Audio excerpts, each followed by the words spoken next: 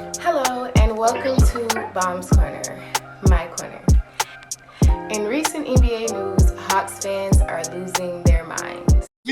Fucking Knox! Are we the Knicks? The Knicks! Are you stupid? The Knicks! Why would you do that? We play these niggas this weekend, bro. I'm out, dog. This shit is fucking bullshit, bro. With the recent trading of Cam Reddish to our arch enemy and receiving Kevin Knox in a first-round pick back, many people are left scratching their heads as to why Travis Schlenk decided to make this move.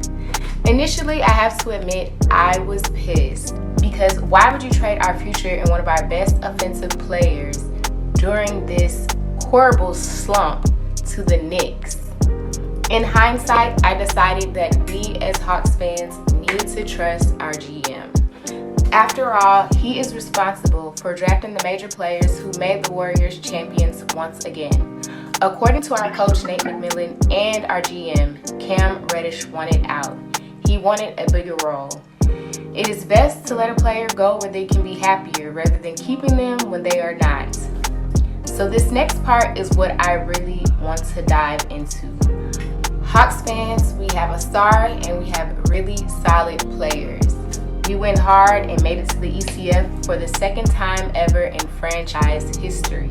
We are on the right track. Now, who do we bring to Atlanta to make this team better and make another run at the playoffs and the finals? First and foremostly, defense is half of the battle. If you can prevent teams from getting to the rim or lessening the amount of times they shoot, you more than likely will win. My vote for the free agent that we can use the most is Domas Sabonis. He's developed into an all-star player on the Pacers with effectiveness in the post. At only 25 years old, he's the perfect addition to this young Hawks core who was seemingly on the right track until recently. This season, he's averaging 19 points, 12 rebounds, 5 assists, and 1 steal per game. Are you kidding me? As a backup center, this is not even a backup, just as an additional player. Like, this is a coach's dream. If you watch Hawks games before we got in as a coach, defense was our biggest problem, and it has resurfaced this year. While Capella is a great defensive big, he's best at the rim, not out on the perimeter. This is where a body like Sabonis comes in handy, as he can set screens and be the first line of defense before a player gets close to the rim. The cool thing about Sabonis is Nate also coached him on the Pacers, so he's familiar with using Sabonis' abilities. I think Sabonis' ideal role would be on the defensive side, setting screens mostly and rolling to the basket, similar to a Steven Adams role, who is currently on the Grizzlies. My ideal starting lineup with Sabonis would be Trey at the 1, Herter, Collins or Bogey at the 3, Sabonis at the 4, and Capella or Onyeka at the 5. Next, Ben Simmons. This is who a lot of Hawks fans believe we are going after before the trade deadline or during the summer, and they could very well be right. The cool thing about Simmons is while he can provide vision as a PG, he also has the size and strength to post up players and finish with the dunk at the rim. Side note, I made a compilation video of some of his best plays, and I will link it. I think it's gonna pop up here, yeah. So check that out, you guys, when you get a chance. He's so versatile, and while everybody makes a point to make fun of his three-point shooting, it's not like he can't do that either. I'm not fully sure of what he's been going through, but I hope he comes back happier and healthier. It would be fun to see him being a floor general once again. Last year with the 76ers, he averaged 14 points, 7 rebounds, 7 assists, and 2 steals.